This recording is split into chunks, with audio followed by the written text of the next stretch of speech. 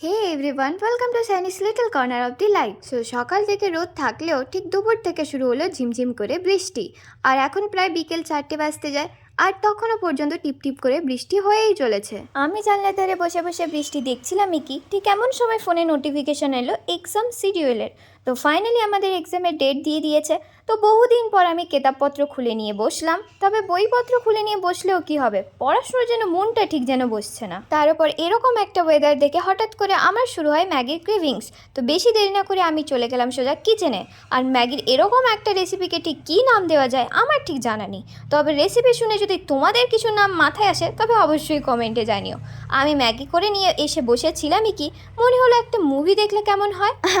কিছুক্ষণের জন্য না হয় ওই নোটিফিকেশন আর এক্সাম শিডিউলের ব্যাপারটা মাথা থেকে উড়িয়েই দিলাম। যাই হোক, মুভিটার নাম হলো বিয়ন্ড অফ দি বাউন্ডারি।